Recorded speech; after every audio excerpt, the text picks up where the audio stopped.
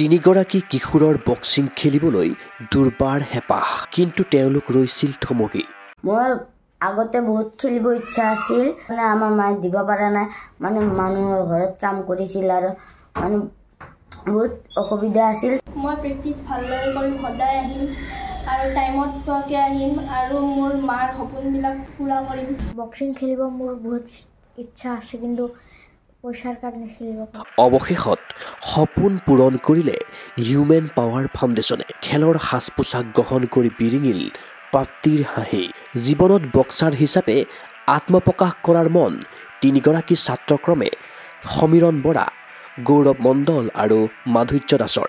অথচ জীৱনৰ বাটত হেঙাৰ হৈ থিয় দিছে দৰিদ্ৰতাই।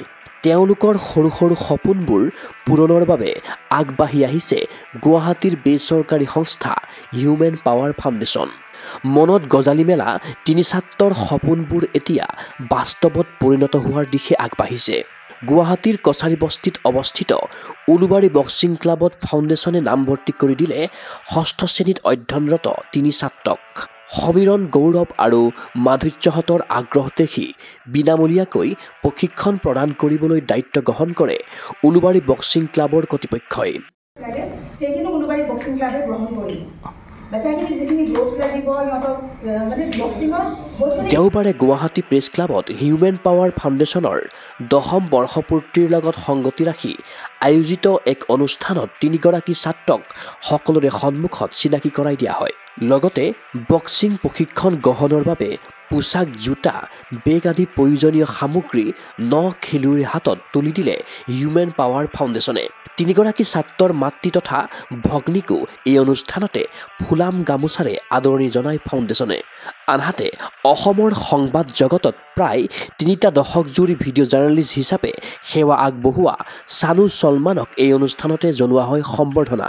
কঠোৰ জীৱন সংগ্ৰামৰ মাজেৰে পুত্ৰ কন্যা দুয়োকে এগৰাকী ৰাষ্ট্ৰীয় খেলুৱৈ হিচাপে প্ৰতিষ্ঠা কৰাত পিতৃ ছানু চলমানৰ ভূমিকাক সন্মান জনাই এই সম্বৰ্ধনা প্ৰদান কৰে ফাউণ্ডেশ্যনে। গোৱাত অনুষ্ঠিত 37 সংখ্যক ৰাষ্ট্ৰীয় ক্ৰীড়াৰ কালিপাত্য ইভেণ্টত ছানু চলমানৰ পুত্ৰ সৰফৰাজ খানে পদক লাভ কৰাৰ সুবাদত লাভ কৰিলে চৰকাৰী কৰ্মসংস্থাপন। তদুপৰি শেহতীয়াকৈ উত্তৰাখণ্ডত অনুষ্ঠিত 38 সংখ্যক ৰাষ্ট্ৰীয় ক্ৰীড়াৰ কালিপাত্য ইভেণ্টতে জ্যেষ্ঠ ভিডিঅ' জাৰ্নেলিষ্টগৰাকীৰ কন্যা ছামা খানমে ব্ৰঞ্জ দখলেৰে অসমলৈ কঢ়িয়াই আনিছে গৌৰৱ। পিতৃত্বৰ উৎকৃষ্ট নিদৰ্শন দাঙি ধৰা ছানু চলমানক ফুলাম গামোচা, চেলেং, জাপি, প্ৰশস্তি পত্ৰৰে উষ্ম সম্ভাষণ জনালে হিউমেন পাৱাৰ ফাউণ্ডেশ্যনে। ইফালে 10টা বসন্ত গৰকা হিউমেন পাৱাৰ ফাউণ্ডেশ্যনৰ বৰ্ষপূৰ্তিত কেক কাটি সুন্দৰ দিনটো উদযাপন কৰি অধিক মধুময় কৰি তুলিলে বিষয়ববীয়াসকলে। আৰম্ভণিতে বন্তি প্ৰজ্বলন কৰি অনুষ্ঠানৰ শুভাৰম্ভ কৰে হিউমেন পাৱাৰ ফাউণ্ডেশ্যনৰ উপদেষ্টা ৰাজীৱ প্ৰকাশ বৰুৱাই। মই এই হিউমেন পাৱাৰ ফাউণ্ডেশ্যন বোলা NGOটোৰ লগত জড়িত হোৱা বেছি দিন হোৱা নাই, কেইমাহমান হৈছে। কিন্তু মই দেখিছোঁ যে গোটেইখিনি কৰ্মকৰ্তাৰ বহুত উৎসাহ আছে, তেওঁলোকৰ বডি লেংগুৱেজ ভেৰি পজিটিভ। মই আশাবাদী যে তেওঁলোকৰ ইতিমধ্যে যোৱা 10 বছৰ বহুতখিনি কাম কৰিছে বুলি জানিব পাৰিছোঁ, আৰু তেওঁলোকৰ ওপৰত যাব বুলি মই আশাবাদী।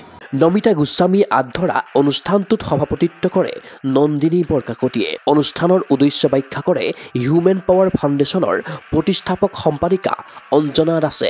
চাওঁতে 10টি বৰ্ষ গৰকিলে।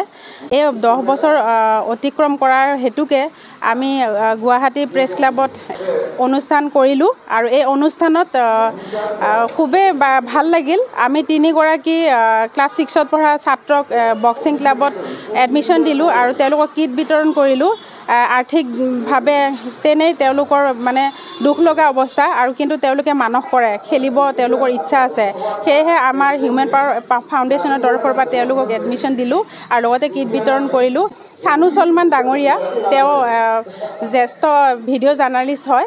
তেওঁ 3টা দশক অতিক্ৰম কৰিছে সাংবাদিক ক্ষেত্ৰখনত। তেওঁ যথেষ্ট কষ্টৰে তেওঁৰ নিজৰ পুত্ৰ আৰু কন্যাক খেলৰ ক্ষেত্ৰখনত আগবঢ়াই নিছে। ইতিমধ্যে তেওঁৰ এজন পুত্ৰ নেশ্যনেল গেমছত পদক পাই চৰকাৰী সংস্থাপন লাভ কৰিছে, আৰু লগতে তেওঁৰ পুত্ৰী কন্যা এইবাৰ ব্ৰঞ্জৰ পদক লাভ কৰিছে কালাৰীপাট্য খেলত। সেয়েহে আমি এগৰাকী সফল পিতৃ হিচাপে তেওঁক আমি এটা সম্বৰ্ধনা জনালোঁ আৰু লগতে আমি 10টি বছৰ গৰকা আমাৰ এই হিউমেন পাৱাৰ ফাউণ্ডেশ্যনৰ কেক কাটি আমাৰ এই অনুষ্ঠানটো উদযাপন কৰিলোঁ। হিউমেন পাৱাৰ ফাউণ্ডেশ্যনৰ লগত একচুৱেলি আমি বহুদিনৰ পৰাই মই জড়িত আছোঁ আৰু অঞ্জনাৰ লগততো বিশেষকৈ তেতিয়ালৈ চাগে তাৰ NGOটো ষ্টাৰ্টো হোৱা নাছিলে ন, যেতিয়াৰ পৰা জড়িত আছোঁ। আমি এনেই সৰু সুৰা কাম কৰোঁ, বাট চবতছে আমি বেছি কাম কৰিলোঁ লকডাউনৰ টাইমত। বহুতখিনি অঞ্জনাই যেনেকৈ কৰিছে তাইক এজ এ সহকাৰীহে আমি কাম কৰিছিলোঁ, কিন্তু এতিয়া আমি অলপ ভালকৈ কাম কৰিম বুলি ভাবিছোঁ আৰু 10 বছৰে একদম এনেকুৱা NGO এটা তাই চলাই নিছে যোনো গমেই নাপায়। চ' সেইকাৰণেহে আজি আমি প্ৰেছ মিটটো ৰাখিলোঁ যে সকলোৱে এটলিষ্ট গম পাওক, মানুহবোৰ আগুৱাই আহক, আমাৰ লগত মিলি কাম কৰক আৰু আমি একেলগে আগবাঢ়ি যাবলৈ পাৰোঁ যেন, সেইটোৱে আপোনালোকৰ আশীৰ্বাদ থাকে। উল্লেখ্য যে এই অনুষ্ঠানত উপস্থিত থাকিল প্ৰত্নতাত্ত্বিক সঞ্চালকালয় অসমৰ উপসঞ্চালক ডক্টৰ নৱজিৎ দেউৰী, জ্যেষ্ঠ সাংবাদিক উদয় বৰগোহাঁই, হিউমেন পাৱাৰ ফাউণ্ডেশ্যনৰ সভাপতি বিদ্যা ইংতি, কণ্ঠশিল্পী তথা অভিনেতা চন্দন গোস্বামী, নাট্যকাৰ তথা অভিনেতা লতিফুদ্দিন আহমেদ, বিশিষ্ট সমাজকৰ্মী জ্যোতিৰ্ময় ৰয়, উলুবাৰী বক্সিং ক্লাবৰ সভাপতি মণিকা বড়ো, সম্পাদক ৰাজীৱ বড়ো, প্ৰশিক্ষক প্ৰাণজিৎ দত্তকে ধৰি ফাউণ্ডেশ্যনৰ কৰ্মকৰ্তাৰ লগতে বহুকেইজন শুভাকাংক্ষী ব্যক্তি। মানৱ সেৱাৰ লক্ষ্যৰে গঠিত গুৱাহাটীৰ বেচৰকাৰী সংস্থা হিউমেন পাৱাৰ ফাউণ্ডেশ্যনে ক্ৰীড়াক গুৰুত্বাৰোপ কৰা বিষয়টো প্ৰশংসনীয়। তৃণমূল পৰ্যায়ত পিছপৰা তথা দৰিদ্ৰ খেলুৱৈসকলৰ বাবে গ্ৰহণ কৰা ফাউণ্ডেশ্যনৰ পদক্ষেপক শলাগিছে ক্ৰীড়া অনুৰাগীয়ে। ভিডিঅ' জাৰ্নেলিষ্ট জৱান ৰাভাৰ সহযোগত চিন্ময় বৰাৰ প্ৰতিবেদন, গগো স্পৰ্টছ এনে।